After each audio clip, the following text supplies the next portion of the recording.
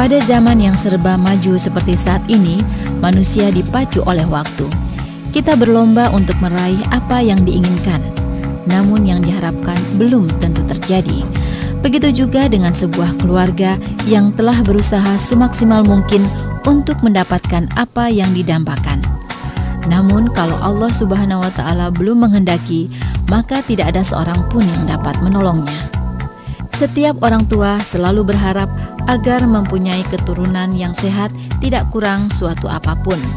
Namun pada kenyataannya mereka harus menerima susahnya mendapatkan keturunan, keguguran yang selalu terjadi, dan bayi yang lahir tidak sempurna. Timbul pertanyaan, mengapa hal tersebut harus terjadi dan mengapa mereka harus mengalaminya? Dari sekian banyak orang tua yang mengalami hal tersebut di atas, Bapak Insinyur H.A. Juanda juga pernah mengalami hal yang sama, di mana istrinya Nyonya Nugrahani harus mengalami kegagalan kehamilan sebanyak 4 kali dalam kurun waktu 5 tahun. Untuk mengatasi hal tersebut, Bapak Insinyur H.A. Juanda berusaha mendapatkan solusinya. Dan melalui pengalaman pribadinya ini, beliau telah mendapatkan jalan keluar. Bapak Insinyur H.A. Juanda telah berhasil membuktikan semua masalah tersebut, dan hal ini terbukti diawali dari Nyonya Nugrahani yang telah berhasil mempunyai keturunan yang sehat, tidak kurang suatu apapun. Dan sampai saat ini, Bapak Insinyur H.A. Juanda menekuni masalah ini, dan dari pengalamannya inilah beliau telah banyak membantu mereka-mereka yang mengalami gagal hamil dan susahnya mempunyai keturunan. Untuk lebih jelasnya, kita akan melihat bagaimana Bapak Insinyur H.A. Juanda menjelaskan solusi gagal hamil, susah mempunyai keturunan, gangguan pada otot gerak, maupun kelainan pada penglihatan, yang semua ini akibat dari tokso, rubella, CMV, dan herpes, atau yang sering disebut dengan TORS. Assalamualaikum warahmatullahi wabarakatuh. Alhamdulillahillazi lam yalid wa lam yulad wa lam yakul lahu kufuwan ahad. Asyhadu an la ilaha illallah wahdahu la syarikalah wa anna Muhammadan abduhu wa rasulul karim nabiyul huda ila yaumil qiyamah. Allahumma sholli wa sallim wa barik ala sayyidina Muhammad wa ala alihi wa sahbihi ajma'in.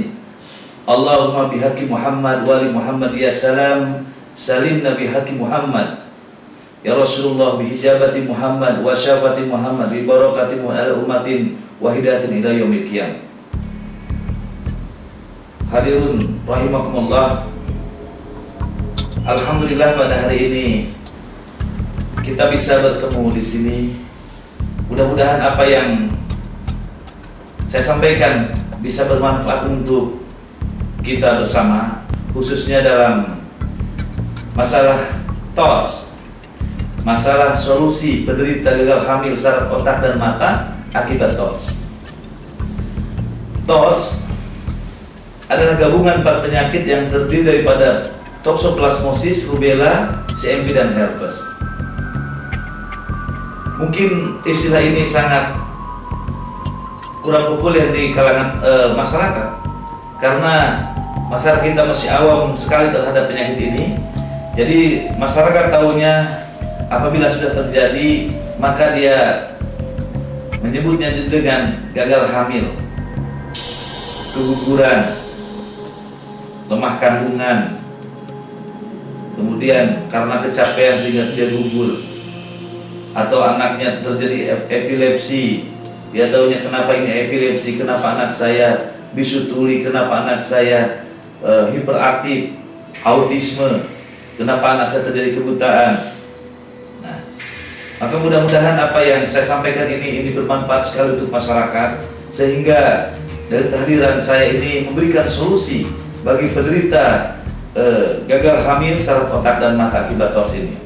Baiklah, kita bahas satu persatu antara tokso, rubella, CMV, dan herpes. Toksoplasmosis sering juga disebut dengan virus kucing. Nah, sebenarnya di sini pun udah salah kaprah bahwa toksoplasmosis bukan virus, dia parasit darah, protozoa. Nah, kenapa dia disebut dengan virus kucing?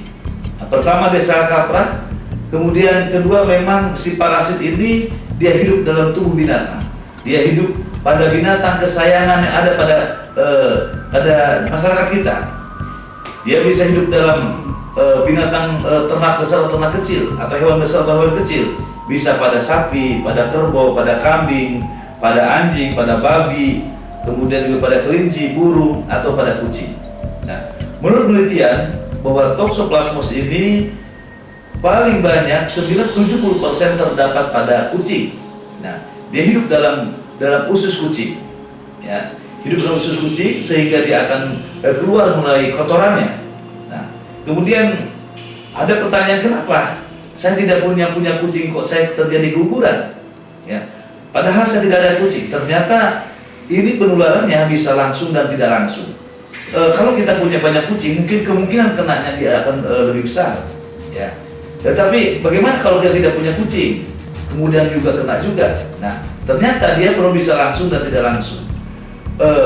Ketika kucing itu buang kotoran jauh dari rumah kita, mungkin jatuh juga pun di rumput mungkin. Kemudian ada binatang lain yang mencari makan di sana, ada sapi, ada kerbau, ada kambing, ada babi, ada domba makan rumput di sana, juga parasit darah oosit itu masuk dalam tubuh hewan tadi, juga masuk dalam tubuh, hidup dalam darah, masuk otot jaringan. Nah, ketika bapak ibu membeli daging di pasar, kemudian ibu mencincang-cincang daging tadi, kemudian dia tangannya masih kotor, ada makanan di sebelah jadi makan, itu pun bisa masuk ke dalam tubuhnya. Nah, dia bertanya, saya bersih, saya mengolah daging dengan bersih, kenapa juga saya kena? Ternyata si kotoran tadi yang jatuh pada tanah dibawa oleh faktor lain, oleh binatang lain. Di situ ada kecoa, ada lalat, ada tikus, ada mungkin burung gereja, burung merpati, ada juga kelinci mungkin, nempel pada tubuhnya. Nih, yang nempel itu parasit dan oositnya, nempel pada tubuhnya. Dia kemudian jalan-jalan, dia juga nempel pada makanan, pada minuman, sayuran, buah-buahan. Kita pun tidak tahu, termakan sama kita, masuk ke dalam tubuh, hidup dalam darah, masuk otot jaringan, diam dan berkembang. Nah, pada dasarnya dia tidak mendapatkan gejala, sehat-sehat saja. Coba perhatikan pada ibu-ibu hamil, dia pernah gugur 2 kali 3 kali, sehat-sehat saja. Ya. Tetapi ketika dia hamil, maka akan menunjukkan gejala-gejala, mulai dia flek sehari, flek dia sebulan, 2 bulan flek, 3 bulan gugur, 4 bulan gugur, tidak berkembang, hamil anggur, hamil di luar kandungan, atau meninggal setelah lahir atau sebelum lahir, atau lahir cacat. Nah, seperti itu kita di masyarakat tahunya bahwa itu katanya lemah kandungan, bahwa itu karena kecapean, bahwa itu karena naik kendaraan yang kencang. Nah, istilah seperti itu, lemah kandungan, kecapean, dan itu tidak ada, ya. Tidak ada namanya lemah kandungan, kamu gugur 2 kali lemah kandungan, tidak ada seperti itu. Bahkan salah satu pakar, ya, di Indonesia, dia menyebutkan bahwa Tuhan menciptakan organ yang paling kuat adalah rahim seorang ibu. Dia bisa menyanggah janin 0 bulan sampai 9 bulan. Tetapi kenyataannya kenapa dia gugur, meninggal kandung atau lahir cacat? Itu bukan lemah kandungan. Itu di dalam tubuhnya, di tubuh ibu itu ada virus atau parasit darah. Baik ada Toxoplasmosis, rubella CMV, sehingga dia akan gagal. Toxoplasmosis ini dia tidak nular pada pasangan. Kenapa? Karena toxo tadi saya katakan bukan virus, dia parasit darah, protozoa. Tetapi si toxo ini akan nular kepada keturunannya. Kalau dia punya anak tiga juga kena. Yang 1 sehat mungkin, 2 sehat, 3 gugur atau ada kelainan, ya, cacat non fisik. Nah, yang 1 yang sehat itu sebenarnya juga kena. Ya, karena Toxoplasmosis tidak bisa dibuktikan dengan lain, dengan ronsen pun tidak bisa, sehat saja, dengan scanning pun sehat saja, dengan biasa pun sehat saja. Dari satu jalan itu dengan uji lab. Ketika diuji maka akan ketahuan bahwa dia pun akan terinfeksi. Oke. Kemudian yang kedua ada rubella. Rubella ini sering juga disebut dengan campak Jerman. Nah, rubella, pada penderita rubella, dia akan mengalami kegagalan hamil, bisa juga gugur, meninggal kandungan atau lahir cacat. Tetapi dia punya ciri spesifik, ketika rubella tinggi, kemudian dia hamil pun, lahir pun, maka anaknya akan terjadi glaukoma, katarak, kebutaan pada mata. Kemudian dia akan terjadi pemakuran otak. kemudian juga dia akan terjadi bibir sumbing, kemudian juga kalau lahir pun dia akan terjadi bisu tuli, tunarungu. Nah, rubella ini apabila juga menyerang pada ibu hamil juga itulah seperti itu, sangat membahayakan. Nah, kemudian yang ketiga ada cytomegalovirus. CMV ini adalah virus, ya, juga dapat membahayakan kepada ibu hamil, bisa gugur, bisa meninggal kandungan atau lahir cacat. Ini dominan pada lahir cacat. Nah, ibu bisa lihat di masyarakat, ya, hydrocephalus, microcephalus, encephalus. Ketika dia lahir, kalau nggak gugur, meninggal kandungan, dia akan lahir cacat. Dia akan terjadi pembesaran kepala, namanya hydrocephalus. Karena ada cairan otak yang berlebihan akibat infeksi dari toxoCMV ini, kemudian cairan itu mendesak tulang tengkorak karena bayi itu masih lunak, sehingga membesar. Itu hydrocephalus. Kemudian dia juga dapat menyebabkan microcephalus, pengecilan kepala. Juga dia dapat menyebabkan encephalus, tulang tengkoraknya lunak, ada yang ususnya terurai atau keluar transparan. Itu cytomegalovirus seperti itu yang kalau ada pada ibu hamil. Nah, kemudian ada herpes. Herpes ini dia menyebabkan kesakitan pada tubuh, baik pada tubuh maupun pada genital atau kelamin.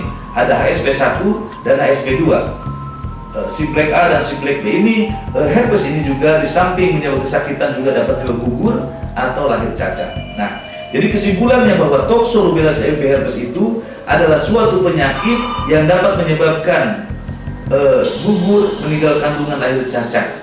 Ya. Bahwa toxo-rubella CMV apabila kenal pada ibu, maka dia akan mengalami gugur, 1 bulan gugur, 2 bulan gugur, 3 bulan gugur, tidak berkembang, hamil anggur, hamil di luar kandungan, kemudian 7 bulan juga dia meninggal, atau 9 bulan meninggal, atau 9 bulan dia lahir cacat. Nah, cacat ini ada 2, ada cacat fisik dan non fisik. Nah, pada cacat fisik kita lihat seperti yang saya terangkan tadi, kok anak saya pembesaran kepala, hydrocephalus, kok anak saya microcephalus, kok anak saya encephalus, kok anak saya terurai perutnya, kok anak saya tangannya mungkin ada 7 atau ada 4, ada 3 jari tangannya, kok tangannya kecil, mengecil dan sebagainya. Itu yang cacat fisik. Nah, kemudian bahwa ini pun bisa terjadi cacat non fisik. Ibu ketika bapak atau istri bapak menderita TOS, kemudian diobati, ya bisa aja bisa lahir. Tetapi ketika lahir ada masalah, ya non fisiknya pas lahir sebulan, 2 bulan, 3 bulan tidak apa-apa, 6 bulan, kok anak saya belum bisa berbaring, kok anak saya lemas kepalanya, kok anak saya belum bisa duduk, belum bisa jalan, belum bisa lihat, ya, kok anak saya ada kejang-kejang, kok anak saya bisa juga sehat setahun, 2 tahun, 3 tahun, kok anak saya hiperaktif, punya dunia sendiri, tidak konsentrasi, dipanggil dia tidak menatap, membuang mukanya, ya itu yang disebut autisme. Nah, autisme ini akibat infeksi dari toxo-rubella CMV ini, makanya diobatin. Kenapa dia tidak sembuh-sembuh? Masuk ke terapi autis, diobatin masih juga seperti itu, tidak pernah sembuh. Ya, karena penyebabnya TORS ini. Kemudian juga bisa juga lahir sehat, setahun sehat, 2 tahun sehat, 5 tahun, ada yang kejang-kejang lumpuh, banyak seperti itu. Kita temukan laporan sangat banyak sekali. Kemudian minimal ini toxo menyerang pada mata, paling ringan. Coba perlihatkan di masyarakat. Ada anak kecil sudah pakai kacamata tebal, ada minus sekian atau plus 3 Nah, ini masyarakat tidak sadar. Sepertinya biasa-biasa saja anak saya tidak langsung pakai kacamata. Ini pada anak yang sudah pakai kacamata, sudah kelihatan pada mata, ini akibat infeksi dari toxo-rubella CMV. Nah, saya memberikan pengetahuan ini kepada Bapak Ibu untuk mewaspadai. Saya memberikan solusi apa yang harus dilakukan oleh Ibu atau Bapak terhadap diri Bapak, diri Ibu, atau pada anak Bapak. Ya. Nah, kemudian bahwa toxo-rubella CMV ini bukan menyerang pada ibu hamil yang gagal hamil saja. Jadi pada toxo-CMV dia nyerang pertama pada ibu hamil, bisa gagal hamil dan sulit hamil. Nah, pada sulit hamil ini kenyataan di lapangan, jangankan yang sulit hamil, yang gagal hamil aja penanganannya sangat terlambat sekali. Masih diinformasikan, oh ini lemah kandungan, 2 kali gugur, oh ini kecapean, seperti itu. Apalagi yang sulit hamil, Yang sulit hamil tidak pernah diarahkan kepada TORS ini, karena TORS identik dengan gugur, meninggal, dan lahir cacat. Ternyata tidak demikian. Pada penderita yang sulit hamil ada yang 2 tahun, 3 tahun, 5 tahun, bahkan 10 tahun, yang dia pun tidak tahu kenapa saya sulit hamil. Nah, ternyata si virus Rubella CMV herpes dan parasit toxoplasmosis ini, dia dapat mempengaruhi fertilitas, ketidaksuburan pada ibu hamil, dan dia juga dapat memperjelek kualitas spermatozoa. Bahwa Toxoplasmosis Rubella CMV tadi, dia dapat menyerang atau merusak inti sel. Nah, pada sel telur dia punya inti. Nah, intinya ini dirusak sehingga sel telur yang harusnya misalnya sebesar anggur, dia kecil-kecil. Karena dirusak inti tadi, maka sehingga tidak bisa dibuahi. Bagaimana bisa hamil? Sel telur tidak bisa dibuahi. Pertama. Kedua, ternyata si Toxoplasmosis Rubella CMV ini dapat membentuk atau membuat penyumbatan, pelengketan, membentuk mioma, ya, kista. Bisa dia pada dinding rahim atau yang dia pada tuba Kolfi biasanya. Ya, dia tersumbat pada saluran sel telur. Kalau sudah tersumbat, ya, kemudian biasanya dari tindakan dari medis itu ditiup, di endoskopi ditiup, sudah ditiup dia terbuka lagi, dan sudah terbuka dia tertutup lagi. Nah, terus begitu, karena infeksi jalan terus. Infeksi Toxoplasmosis CMV terus berjalan sehingga ditiup beberapa kali pun dia akan tertutup lagi.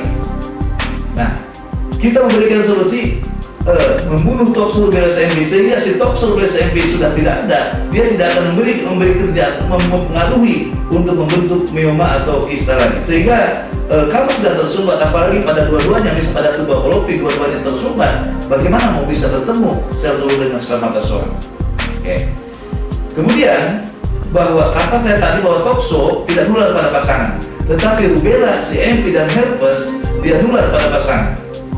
Ya, dia melalui hubungan seksual, air liur, keringat, urin, darah, dan ASI. Nah, sehingga apabila istrinya positif, maka suaminya positif, insya Allah seperti itu. Nah, sehingga kalau istrinya suaminya positif, kemudian pada yang sulit hamil akan memperjelek kualitas spermatozoa, sehingga spermatozoa juga diserang oleh Toxoplasmosis CMV ini, sehingga kualitasnya sudah tidak baik, jumlahnya tidak baik, volumenya, kemudian fertil sudah tidak seimbang, gerakannya sudah tidak, sehingga lengkap menjadi sulit hamil. Nah, kita melihat di lapangan, kita pengobatan ini memberikan ke masyarakat setelah hasil riset, hasil penelitian selama 3 tahun. Ya, jadi saya memberikan solusi, memberikan kabar gembira kepada ibu-ibu hamil yang gugur, meninggal kandungan, lahir cacat, saudara bisa lahir. Ya, saudara bisa lahir dengan sehat sempurna. Kita sudah mempunyai pasien-pasien yang sudah lahir pada ibu hamil itu sudah mendekati 1.000 orang. Baik yang 2 kali gugur, 5 kali gugur, 7 kali gugur, mungkin meninggal kandungan, lahir cacat. Semua yang tadi disebutkan hidrocephalus, microcephalus, sekarang anak-anaknya sudah lahir sehat sempurna. Kita memberikan kepada yang anaknya cacat kemudian meninggal, yaitu yang terbaik dari Allah Subhanahu wa Ta'ala. Tetapi bagaimana ketika dia hamil lagi akan mendapatkan anak yang sehat sempurna. Nah, insya Allah sangat baik sekali. Kita datang ke sini memberikan solusi kepada saudara-saudara ini. Nah, ini kata siapa seperti ini? Bahwa diri saya pun mengalami kehidupan keluarga. 5 tahun saya menderita Toxoplasmosis Rubella CMV. Ya, selama 5 tahun itu pula saya berobat ke medis, saya tidak pernah berobat ke alternatif. Kenapa? Saya tahu bahwa ini penyebabnya ada virus, ini penyebab parasit darah, protozoa. Jadi yang lebih tahu pengetahuannya adalah dokter. Maka saudara sudah ke dokter itu paling tepat. Walaupun tidak ada penyelesaian, tapi minimal saudara punya pengetahuan. Ya, saya pun dulu demikian. Saya pun tidak tahu. Ya, ketika istri saya hamil, tiba-tiba 7 bulan tidak ada gerakan, ternyata meninggal kandungan. Setelah kita periksakan ternyata sudah tidak ada. Kemana? Sudah tidak ada pada meninggal. Nah, kemudian kita lari lagi ke dokter, periksa di USG, ternyata semua sudah tidak ada. Katanya terlilit tali pusat. Nah, awal dengan terlilit tali pusat mungkin kita percaya saja. Itulah tahap pembelajaran. Ketika sudah bagaimana dokter ini bisa dikeluarkan secara alam maupun secara medis, maka kita melakukan medis, divakum, maka keluar dia walaupun sudah meninggal. Langkah pertama saya mencari bagaimana untuk mengatasi saya mencari dokter-dokter yang senior dalam bidang kesehatan ibu hamil ini, penyakit ini. Maka dari saya waktu itu dari Bekasi kemudian pindah ke Bogor, yang saya cari mana dokter yang senior di kota Bogor. Dari sekian puluh orang maka saya pilih satu. Kemudian saya datang, dokter, istri saya baru meninggal kandungan 7 bulan. Kata dokter di Bekasi terlihat pusat, dokter di Bogor itu ketawa. Ada coba ambil darah. Nah, dokter udah pikirannya detox. Maka diambil darah. Kemudian hasilnya setelah beberapa hari kemudian hasilnya, ini Pak Juanda, istrimu terinfeksi toksoplasmosis. Dulu pun saya tidak tahu apa tokso. Ini parasit protozoa. Terus bagaimana dokter? Gampang kita obati. Ya, dengan harapan yang besar. Kemudian saya pun terus berjuang, lakukan perjuangan untuk mendapatkan anak ini. Kemudian melakukan pengobatan. Selama 9 bulan diobati, ya, diberikan isofenosin, diberikannya Paltrex, Piradan, terus beberapa vitamin, obatin sebulan, 2 bulan, 3 bulan, 9 bulan pengobatan. Bagaimana dok? Sudah Pak Juanda hamil saja. Gak usah uji lab. Nah, kita pun tidak tahu. Gak usah uji lab, katanya udah bagus. Nah, pernyataan ini pun setelah saya tahu itu pun salah. Toxol SMP tidak bisa seperti itu. Toxol SMP harus dilakukan uji lab. Tanpa jangan lisan, dengan USG, dengan scanning, dengan ronsen itu tidak ketahuan, apalagi dengan lisan. Tetapi karena kita awam di bidang ini, maka kita pun mengikuti. Silakan, maka saya waktu itu melaksanakan program kehamilan lagi. Alhamdulillah bulan depan sudah mulai hamil istri saya. Sebulan sudah mulai hamil, mulai flat, kasih antibiotik, kasih vitamin, kasih penguat. 2 bulan, bed rest 3 bulan, bed rest tidak boleh bergerak. Maka 2 bulan, 3 bulan gugur lagi, kuretase. Ya. Setelah kuretase, bahkan dia dokter menangis saya meninggal. Berapa hari, berapa 1 bulan setelah saya meninggal, kemudian saya pun sibuk mencari mana pengganti dokter yang lebih baik lagi. Minimal satu level.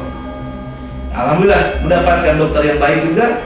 Kemudian masuk blog itu, dia lihat data saya, oh ini kena tos, udah saya obatin lagi, diobatin lagi 9 bulan. Isofenosin, repomisin, Piradan, Paltrex diminum di sana. 9 bulan pengobatan terus 9 bulan. Setelah 9 bulan silahkan Pak Juanda hamil. Gak usah uji lab, udah bebas. Dokter dua menyatakan seperti itu. Itu pun dari tangan saya bahwa itu salah. Toxol SMP tidak bisa seperti itu. Tidak bisa secara lisan. Dia harus dibuktikan dengan uji lab. Tetapi karena kita orang awam, maka saya pun melaksanakan ikutin apa yang diperintahkan oleh dokter. Maka istri saya pun berhamil lagi. 1 bulan besoknya hamil, sebulan mulai hamil, sebulan udah flat, 2 bulan flat, gugur lagi, 3 kali gugur. Kuretase. Setelah kuretase, harapan masih ada. Harapan baru 3 tahun, masih ada harapan. Kemudian saya datang ke dokter, saya tolong dokter, saya sudah 3 kali gagal hamil, pertama meninggal kandungan, kedua gugur 3 bulan, ketiga gugur 2 bulan, tolong dokter. Saya dikirim, dikasih rujuk ke Jakarta, salah satu rumah sakit di sana, punya UI. Mungkin saudara banyak kenal dengan Makmal UI. Nah, saya di sana ditangani oleh Dr. Santoso Purnai DSC. Saya ambil darah, istri ambil darah, ternyata istri saya mengandung toksol SMP sangat tinggi, toksolnya IgG lebih dari 3.200. Kemudian IgM negatif, CMV-nya lebih dari 1.600, ya. Kemudian rubella dan HSP sebenarnya positif dari kecil. Nah, dengan dasar itu, kemudian bahkan ada pembicaraan khusus dengan saya, Pak Juanda, saya kerahkan ilmu pengetahuan saya pelajari siklusnya, saya berikan obat, 8 jenis obat yang harus diminum tiap 5 jam sekali. Sebenarnya waktu itu saya sudah tidak sanggup untuk memberikan biaya untuk diri saya. Karena waktu itu saya harus nembus obat itu 1 bulan 600.000. Padahal saya waktu sepegawai negeri, waktu itu tahun 90-an itu gaji saya 100.000, saya harus mencari 500.000 kekurangannya. Tetapi dengan berbagai upaya, karena kita ingin punya anak, dengan berupaya kita usahakan sekuat tenaga sehingga saya menyanggupi. Oke dok, saya mengikuti program dokter. Maka kita diberikan obat, kasih resep untuk 2 bulan. Pak Juanda, ini resep untuk 2 bulan, silahkan minum obat. Kemudian kita minum selama tiap hari minum 5 jam sekali tadi. 2 bulan kita datang lagi konsultasi sama dok, saya konsultasi. Oh iya, Pak Juanda silahkan ambil darah. Istri saya ambil darah. Ambil darah, kemudian seminggu kemudian kita datang ke sana, hasilnya tetap masih 3.200, 1.600. Kemudian nasihat pun diberikan pada saya, jangan stres dan sebagainya. Pak Juanda minum obat lagi, kasih resep lagi untuk 2 bulan. Kemudian kita belikan lagi, minum lagi setiap hari terus sampai 2 bulan. Datang lagi, ambil darah lagi, uji lab. Hasilnya masih tetap 3.200, 1.600. Begitu kita lakukan selama 1,5 tahun, tidak ada perubahan sedikit pun. Tidak ada perubahan, turun pun tidak, hanya tetap 3.200. Toksonya IgM negatif, saya minus 1.600 IgM negatif. Saya sudah merasa kewalahan, terutama dalam bidang ekonomi, keuangan. Ya. Kemudian saya desak dokter, saya sudah melakukan pengobatan selama 1,5 tahun ini. Saya perhatikan pengobatan dokter, kok tidak ada perubahan apa-apa. Padahal diberikan obat-obat yang begitu bagus. Mungkin dokternya merasa terdesak. Dia mengatakan kepada saya terngiang. Maka saya hafal sekali perkataan dokter tadi, Pak Juanda, saya sudah maksimal mengobati istri Pak Juanda. Terus terang bahwa tokso, rubella, CMV, herpes sampai saat ini belum ada obatnya. Pak Juanda menunggu 5 tahun atau 10 tahun akan datang, hasilnya akan sama. Lebih baik Pak Juanda hamil saja. Saya bilang, bagaimana dok, mau hamil ini masih tinggi. Pak Juanda, saya tidak bisa apa-apa lagi. Dengan penuh kecewaan, saya pulang ke Bogor. Kemudian saya ceritakan dengan dokter Bogor, konsultasikan sama dokter Bogor. Saya ceritakan bagaimana pendapat dokter selama pengobatan Jakarta. Kemudian dokter Bogor menjawab bahwa memang Pak Juanda tokso, rubella, CMV belum ada obatnya. Pak Juanda silakan untuk hamil lagi. Kemudian saya renungkan, karena tetap masih ingin punya anak, maka saya setujui permintaan atau saran dari Pak dokter tadi. Kemudian mulai merencanakan kehamilan lagi. Nah, kemudian setelah 1 bulan kemudian kehamilan pun terjadi. Karena istri saya itu gampang sekali hamil, bisa hamil, tapi tidak bisa bertahan kehamilan. Kemudian bulan besoknya pun mulai hamil lagi. Sebulan hamil, bagus, kasih vitamin, kasih penguat, kasih antibiotik. 2 bulan juga bagus, 3 bulan juga bagus. Kata dokter, bagus ini. Ini jantungnya, gerakannya bagus. Ini pokoknya ISG-nya bagus sekali. Ya, udah senang, tidak ada plek di sana. 3 bulan tidak ada plek. 4 bulan dokternya meninggal yang kedua. Artinya pas saya pernah ditangani sama dokter yang pertama juga meninggal. Ini dokter yang ini juga meninggal ketika istri saya hamil 4 bulan, katanya baik. Kemudian di situ saya pun mencari mana dokter ini yang saya harus ikuti. Nah, kemudian pilih dokter yang ketiga yang di Bogor. Kemudian saya katakan bahwa istri lagi hamil. Oh, ini bagus, gerakannya bagus. Ya, udah senang sekali saya ingin punya anak. Ya, nah, kemudian dokter waktu itu cuti karena saking senangnya. Kita ingin melihat bagaimana gerakan-gerakan janin dengan USG. Saya mencari, datang pada dokter yang dianggap di Bogor tidak senior, tidak tren dalam masyarakat. Maka saya datang karena hanya ingin melihat USG-nya saja. Dok, saya punya USG, silakan masuk Pak Juanda. Apa yang diputuskan dokter? Ketika dia melihat kandungan saya, ini jelek, harus dikeluarkan, ini bukan hamil. Bayangkan oleh saudara, saya jalan bagaikan tidak nampak di bumi ini. Seperti itu. Betapa apa yang saya rasakan ini, apa yang saya rasakan, saudara sudah saya rasakan semuanya ini. Kemudian saya nyebut diri saya, udah mungkin dokter salah, udah kita nunggu dokter kita yang lagi cuti.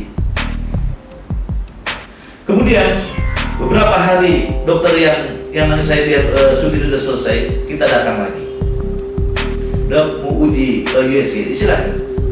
Pas dilihat USG ini bagus katanya. Gerakannya bagus, jantungnya bagus. Kita nunggu sampai 5 bulan, tinggal hanya 1 bulan lagi. 5 bulan baru, setelah 5 bulan kita datang konsultasi lagi. Apa jawaban yang kita terima? Setelah diuji, dilihat semakin jelas karena sudah besar mungkin, baju Anda ini harus dikeluarkan. Ini bukan hamil, ini hamil anggur. Subhanallah. Kesalahan juga bisa terjadi pada dokter. Dokter manusia, bukan Tuhan. Seharusnya dokter ahli ini untuk menentukan bahwa istri saya itu hamil anggur bukan 5 bulan, harusnya 2 bulan dan ketahuan. Karena dia bukan hamil, hanya gelembung-gelembung daging saja. Tetapi itulah pengetahuan yang diberikan oleh Allah SWT sangat bermanfaat untuk saya. Itu pun pelajaran untuk saya, tidak banyak salah. Itu yang Allah ajarkan pada saya. Ternyata bahwa itu harus dikeluarkan, itu hamil anggur. Kata istri saya, paling menyakitkan sekali ketika dikeluarkan yang 5 bulan ini. Ya.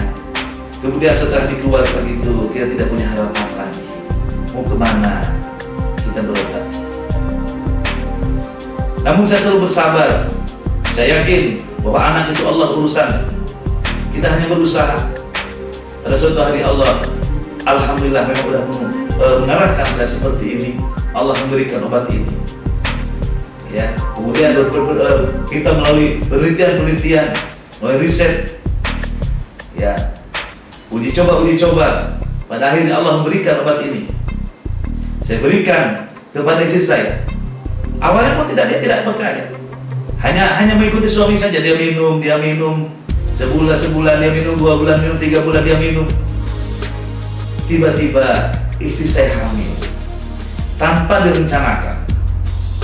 Nah, awalnya saya yakin dia minum obat saya dengan penuh keyakinan, tetapi ketika dia hamil dia nolak untuk hamil. Dia nolak untuk hamil karena menurut akal pun dia masuk akal juga. Saya kalau hamil nanti juga gugur atau lahir anak saya meninggal kandungan. Tetapi saya memberikan motivasi, betul.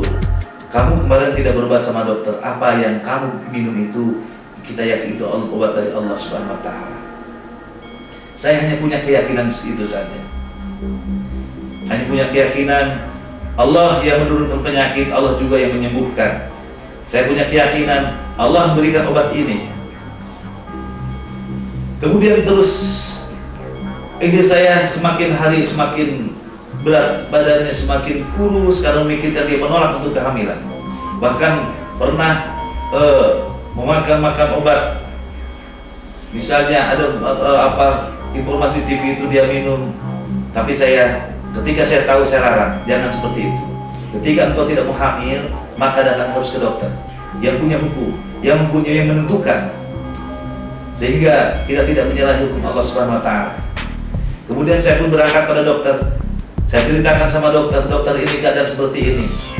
Apa kata dia? Bilang, baju Anda memang ini harus dikeluarkan. Ini tidak bisa pertahankan. Ini terlihat sejarahnya memang sudah jelek sekali. Nah, dokter memberikan beberapa jenis obat untuk 1 minggu. Baju Anda ini silakan minum untuk istrinya untuk 1 minggu. Insya Allah nanti keluar. Ya, dengan berat hati. Karena saya harus memperhatikan istri, terutama masih jelas masih hidup. Maka istri saya amankan, kemudian diberikan kepada istri diminumkan sebulan, sehari, 2 hari, 7 hari. Apa yang saya lihat, bahwa tidak keluar dia. Saya datang langsung ke dokter, saya konsultasi. Kok ini kehamilan masih tetap tidak keluar? Dia pun lihat, masa Pak Juanda, coba uji diperiksa. Setelah diperiksa, Pak Juanda jangan diapa-apakan, ini bagus sekali, jantungnya bagus, gerakan bagus. Subhanallah. Begitulah Allah ketika Allah menentukan. Siapapun yang tidak menghendaki, ketika Allah memberikan, tidak bisa ditolaknya. Kemudian puji Allah, saya bersyukur pada Allah SWT. Bersyukur, alhamdulillah Allah memberikan seperti ini. Maka semakin memang waktu kehamilan pertama yang biasanya saya ke spesialis yang mahal-mahal, saya tidak pernah ke dokter mahal lagi. Saya hanya ke puskesmas. Walaupun demikian saya tidak pernah datang juga alternatif tidak. Saya bahwa puskesmas pun ada dokternya, maka saya lakukan dengan puskesmas untuk pemeriksaan kehamilan, berikan vitamin, berikan obat penguat, kita terus ke dokter. Tetapi ketika kehamilan 4 bulan, puskesmas tidak ada alat untuk menentukan alat USG, maka saya pun mencari dokter-dokter spesialis. Walaupun sudah tidak punya pilihan, mana aja pokoknya. Ya, kemudian masuk ke dokter spesialis, saya tidak cerita kalau istri saya kena toksologi. Maka bulan keempat pun dia hamil sebulan, 4 bulan, 5 bulan, 6 bulan. Ketika kehamilan 7 bulan, pas istri saya membuka tas, dia melihat kartu pasien. Ya, dia ingin lihat, coba lihat kartu pasiennya. Ketika dia melihat, dia pun sangat terkejut sekali melihat kartu pasien itu dalam situ. Wah, subhanallah, ini talkshow ini sangat tinggi sekali, 3.200, saya ambil 900. Aduh ibu, tolong ibu, kalau ada kita masih obati, tolong diuji lagi. Nah, di situ pun istri saya sudah mulai gundah, udah mulai terlalu stres lagi. Bayangkan, 5 tahun diobatin tidak pernah hilang, apalagi 7 bulan sudah hamil diobatin. Bagaimana mau bisa sembuh? Ya, tapi saya yakin bahwa ini apa yang diminum oleh saya itu adalah obat yang diberikan oleh Allah Subhanahu wa Ta'ala. Kemudian saya hibur istri saya, tidak masalah, Pak, kamu kemarin tidak minum obat, ya, tapi apa yang kamu minum itulah obat dari Allah Subhanahu wa Ta'ala. Kita uji lab. Di mana dokter uji lab? Di sini, di Bogor pun bisa. Ya, silakan. Ya, ambil darah, mungkin dikirim ke Jakarta. Seminggu kemudian hasilnya ada. Saya datang, ingat waktu itu hari Jumat, saya datang ke labnya. Kemudian bagaimana hasil lab saya? Karena ini saya sudah tidak mau mendengar, sudah trauma dulu, sudah stres duluan. Ya. Ketika saya tanya pada bagian lab, udah ada di dokter? Enggak, saya ingin tahu jawabannya. Di mana? Ada di dokter. Negatif aja. Yang benar negatif. Alhamdulillah. Saya kejar ke dokter. Dok, bagaimana hasil lab saya? Pas dibuka amplopnya, bajunya terusin kehamilan. Ternyata toxo negatif, CMV negatif. Ya, alhamdulillah. Sangat bersyukur sekali. Tetapi waktu itu saya juga belum tenang. Kenapa? 5 tahun yang lalu istri saya meninggal kandungan 7 bulan. Ini saat 7 bulan. Kemudian pengobatan pun terus dengan dokter, hanya vitamin saja. 8 bulan, 9 bulan saya tanya, Pak Jano lahir di mana? Saya mulai di rumah sakit pemerintah. Kenapa? Tadi swasta saya menggunakan negeri, saya menggunakan askes. Kemudian waktu itu saya langsung ke rumah sakit PMI dan masuk ke sana. Nah, ini istimewanya ini. Ketika kehamilan 5 kali dalam 5 tahun ini, setiap hamil itu bed rest. Setiap hamil bed rest ini, dari hamil pertama 0 bulan sampai 9 bulan istri saya tidak bed rest. Istri saya kerja tiap hari, kegiatan aktivitas kerja. Itu cutinya ketika 9 bulan, pembukaan ketiga masuk rumah sakit baru dia cuti. Idealnya seorang pasangan rumah tangga, mungkin ibu, bapak pun, Pak, kalau saya nanti lahir tolong ditungguin ya. Ingin seperti itu, manjanya seorang istri. Saya pun ingin seperti itu. Tetapi itu tidak akan terlaksana ketika kita lahirnya di rumah sakit pemerintah. Ya, masuk ruang bersalin, kita nunggu di luar digigitin nyamuk. Ya, saya mikir untuk apa saya di luar? Hanya menunggu sebulan, bahkan saya pulang ke rumah, istri saya masuk ke ruang bersalin, saya pulang ke rumah, saya ngampar sejadah. Saya berdoa kepada Allah Subhanahu wa Ta'ala. Saya minta kepada Allah agar saya disehatkan, diberikan anak yang sehat sempurna. Saya yakin Allah akan berikan seperti itu. Saya berdoa air mata di hadapan Allah Subhanahu wa Ta'ala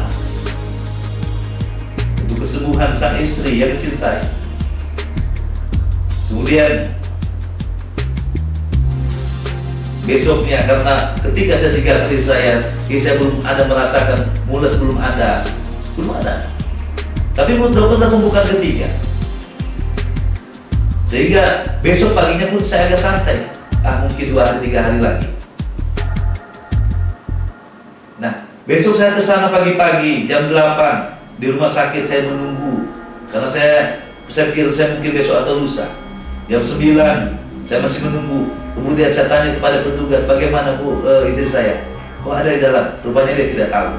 Kemudian dia keluar lagi tanya, Bu, bagaimana dengan istri saya? Siapa? Ibu Nugrahani. Bapak siapa? Saya suaminya. Dari jam 7 dipanggil-panggil, Bapak tuh udah lahir sana. Subhanallah. Saya datang, saya kejar. Pertama saya lihat bagaimana anak saya, cacat atau tidak.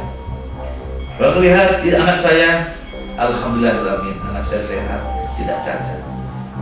Walaupun bisa saya kecewa mungkin karena tidak ditunggu kelahirannya, tetapi itulah yang diperjalankan oleh Allah Subhanahu wa Ta'ala. Puji syukur Allah Subhanahu wa Ta'ala, anak saya sehat sempurna. Mungkin nanti bisa lihat inilah anak-anak saya. Ya, seperti anak saya pertama, kedua, dan ketiga ini. Ya. Nah, itulah cerita kehidupan saya. Ketika anak pertama lahir, kemudian kita pun merencanakan lagi karena memang sudah terlambat, sudah tertinggal 5 tahun. Kemudian tahun berikutnya lahir lagi, ya beda setahun hamil, lahir lagi anak yang kedua, alhamdulillah juga sehat. Saya punya anak 1 tahun sehat, ulang tahun setahun saya pas tahun saya foto, 1 dipoto saya simpan di figuran. Anak kedua lahir juga setahun juga, dia foto juga umur setahun saya simpan. Saya sering merenung, melihat anak-anak saya. Saya suka melihat anak saya, Masya Allah ya Rob, mungkin orang yang bersama dengan saya. Dia akan sama dengan saya, dia akan terus ke dokter, tapi hasilnya gugur lagi, meninggalkan lahir cacat lagi. Terus begitu. Atau dia buka alternatif yang mana? Sudah susah. Pengobatan TORS bukan pengobatan puskesmas. Dia akan hilang puluhan juta, bahkan ratusan juta.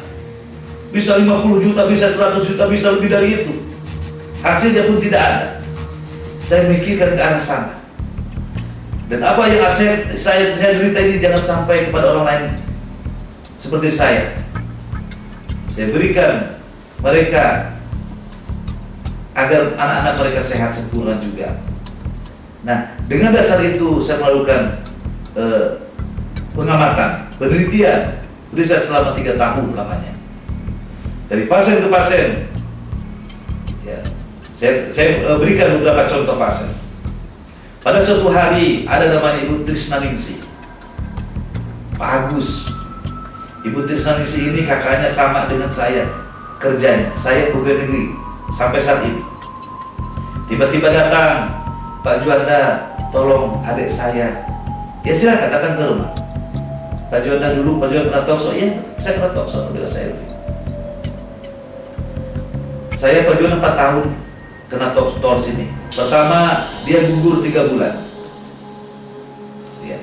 Gugur 3 bulan, diuji lab toksonya, IgG 200, IgM negatif. Nah, kemudian diobatkan selama 9 bulan dengan isoprenosil rifampicin spirada. 9 bulan pengobatan lamanya, diuji lab lagi, dari 200 naik menjadi 400, IgG 400, IgM negatif. Apa? Kata mereka para medis, tidak apa-apa, ini bagus, ini kekebalan tubuhnya naik, tidak masalah, infeksi pasif, silakan aja ibu hamil. Kenapa? Besok dokter pun tidak salah, dokter, karena pengetahuan Allah memberikan baru sampai ke sana. Ada teori kalau IgG positif, IgM negatif tidak perlu pengobatan, karena IgG itu infeksi lampau, kekebalan tubuh infeksi pasif, sehingga ketika melihat dari 200 menjadi 400 tidak masalah, silakan aja hamil. Nah, kemudian ibu-ibu awam pun mengikutinya, maka dia hamil sebulan, 2 bulan hamil, 3 bulan hamil terus, kasih vitamin, kasih penguat, kasih antibiotik terus, 7 bulan, 8 bulan, 9 bulan, lahir, ususnya keluar, terurai, hanya beberapa menit saja meninggal. Nah, kemudian setelah bersalin, masih ada semangat juga, berobat lagi 9 bulan, silahkan ibu hamil lagi, sebulan, 2 bulan, 3 bulan, hancur janinnya, kuretase lagi. Kemudian masih ada semangat, berobat lagi, sebulan, 9 bulan, silahkan hamil sebulan, 2 bulan gugur. Nah, di saat seperti itu datang pada saya pasangan yang sudah labil. Kata saya, Pak Agus, berapa toksonya? 200, saya 3.200, lihat anak-anak saya. Ikuti pengobatan saya, insya Allah mudah-mudahan Allah ini memberikan, bukan hanya pada saya aja, kepada orang lain pun Allah berikan. Ya, maka dia mulai dari situ dia ikutin saya. Ikutin pengobatan saya 1 bulan, 2 bulan, 3 bulan, silahkan uji lab. Dari 400 awal, uji lab 3 bulan pertama turun di tinggal 153. Kemudian obat dari 3 bulan, alhamdulillah negatif. 6 bulan negatif. Kemudian kata saya, silakan hamil, maka dia perlu hamil sebulan, 2 bulan, silakan ke dokter. Kembali ketika hamil, silakan ke dokter. Kita bermitra bukan anti dokter, kita harus ke dokter. Pemeriksaan kesehatan ke dokter, kasih vitamin silahkan minum, obat penguat silahkan minum. Ya, maka kembali ke dokter. Nah, kemudian sampai 7 bulan, 8 bulan, 9 bulan Juanda saya lahir. Laki perempuan, laki-laki sehat, alhamdulillah. Sekarang sudah punya anak 2. Alhamdulillah, itulah pemberian Allah Ta'ala. Nikmat yang paling besar sekarang. Ada rezeki anak. Kemudian datang Ibu Sulistawati, Ibu Paluki, ya, dia dosen IPB. Suatu hari datang pada saya, Pak Juanda, saya ingin berobat istri saya. Saya 2 kali gugur. Pertama keguguran 3 bulan, uji lab toksonya 300 IgG, IgM negatif, CMV juga positif, chlamydia positif. Diobatin selama setahun lamanya. Dari 300 uji lab lagi menjadi 1320 IgG, IgM negatif. Begitupun CMV dan chlamydia masih positif. Apa kata medis? Ke dokter itu, oh tidak apa-apa, ini bagus, kekebalan tubuhnya naik, bagus, silakan hamil. Maka hamil.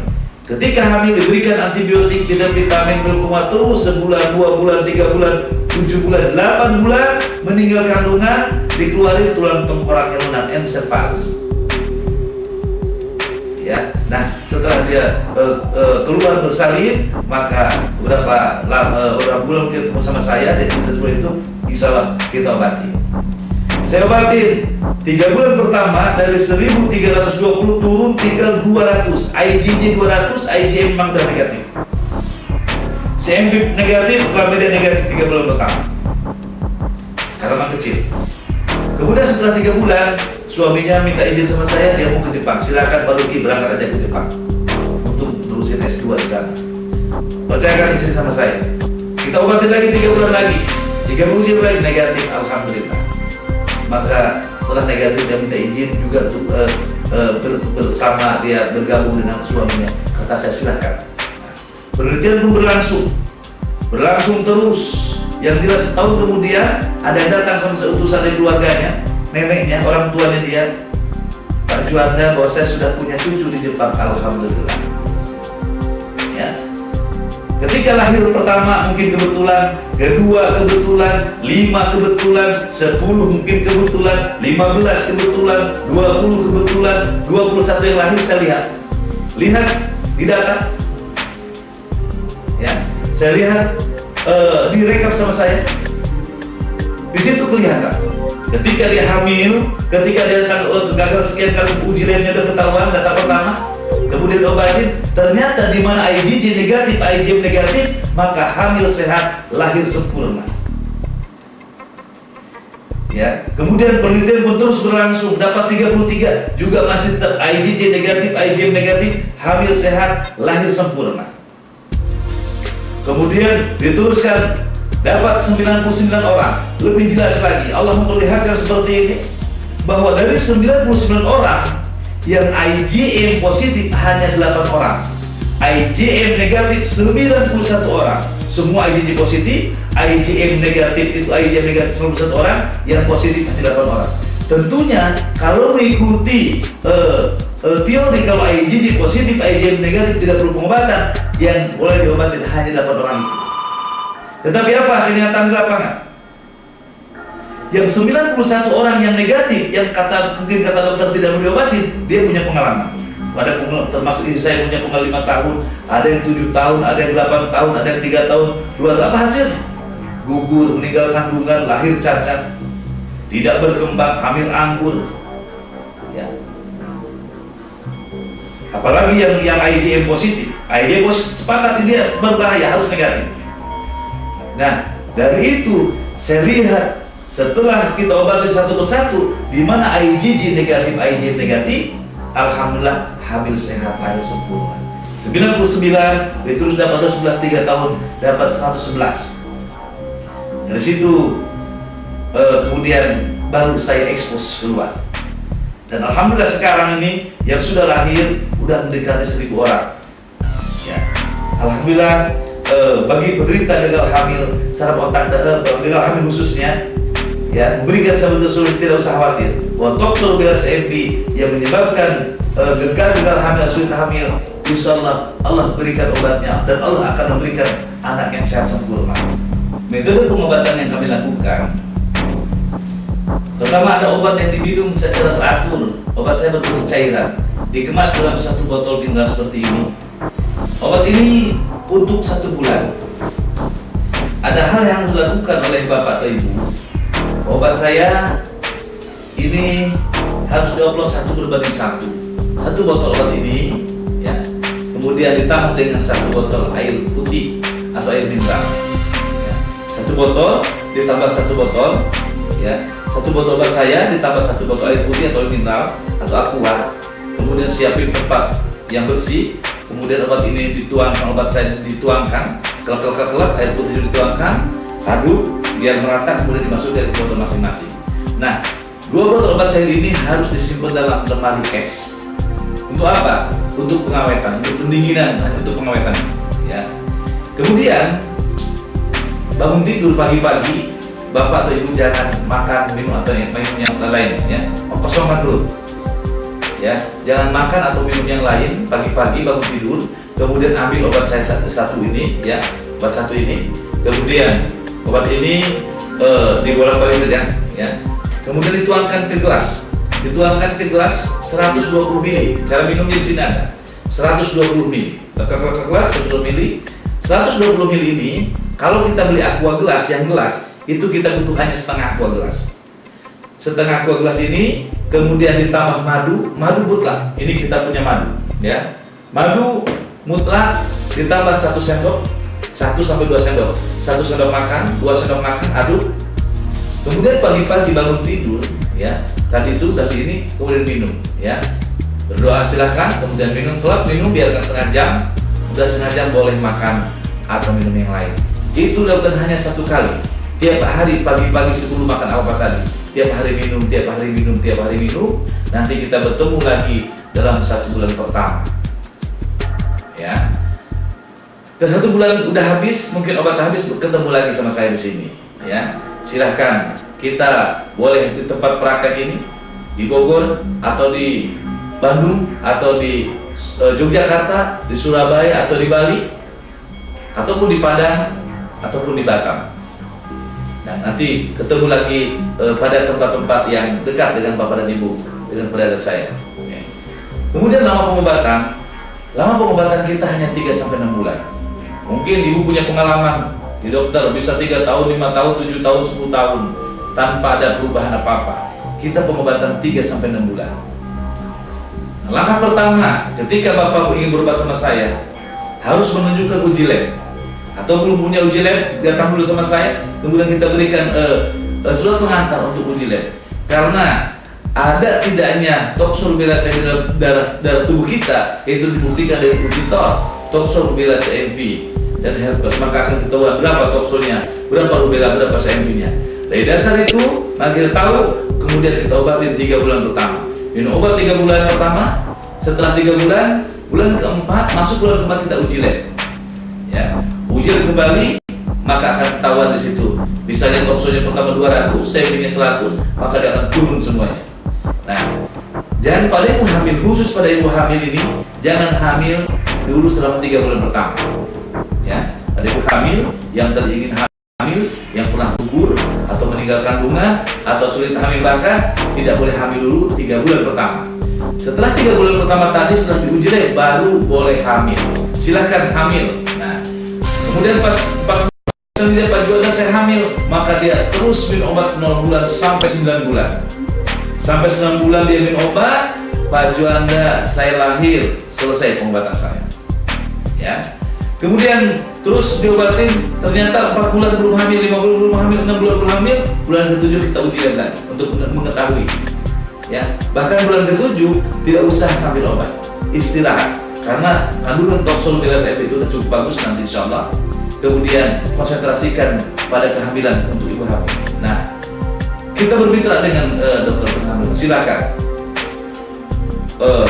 untuk kehamilan, kemudian pemeriksaan kesehatan itu dokter kandungan. Silakan dikasih obat vitamin silakan minum. Kemudian antibiotik vitamin, obat penguat hormon, antimun silakan. Tapi saya menyarankan Obat-obat antibiotik untuk virus ini biasa diberikan isoniazid, repomisin, spiradan, paltrex, piramisin, acyclovir. Itu nggak usah diminum. Karena diminum pun tidak ada manfaat sama sekali. Udah beli obat mahal tapi tidak ada manfaat sama sekali. Ya itu yang dilakukan oleh kita di sini. Ya sehingga obat-obatan kita obat murah saja.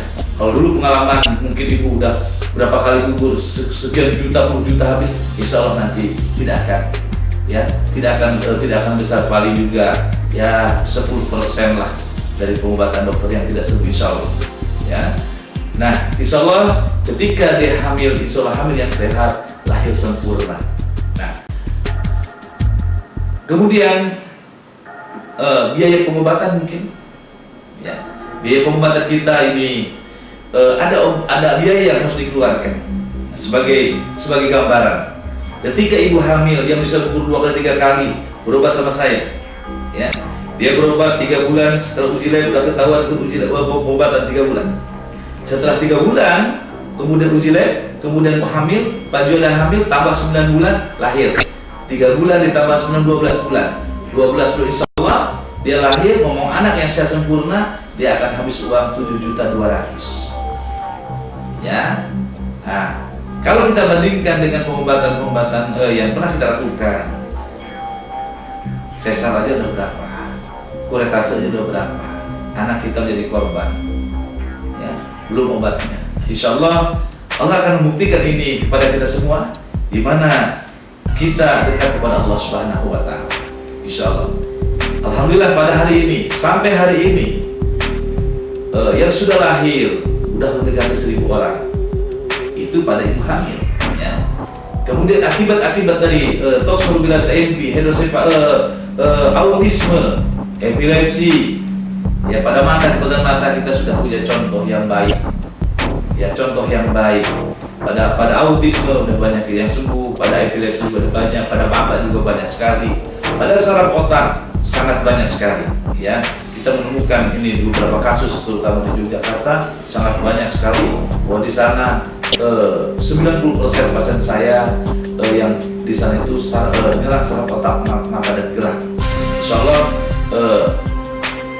ini akan memberikan angin segar untuk para penderita tos ini bisa sembuh. Insya Allah, tidak usah ragu, insya Allah bisa sembuh. Mungkin sekian, mudah-mudahan ini bermanfaat untuk kita semua. Silahkan ketika Bapak ingin bertemu sama saya, ingin mengikuti program pengobatan saya, insya Allah silahkan kita terima dengan baik, kita bina sampai lahir, bahkan lebih enak lagi. Bapak yang gagal hamil khususnya, dia bisa ngobrol antara satu pasien ke pasien, sharing. Jadi bukan hanya informasi dari saya. Ketika Bapak pernah gugur 3 kali, Pak Juanda saya ingin ngobrol dengan pasien Pak Juanda yang gugur 3 kali yang sudah lahir, saya berikan bukan 1, boleh 20 orang, boleh 30 orang. Saya teleponnya kasih, silahkan teleponnya masing-masing. Begitulah keseriusan kita dalam mengobati toxoplasma AMP ini. Sekian, wassalamualaikum warahmatullahi wabarakatuh.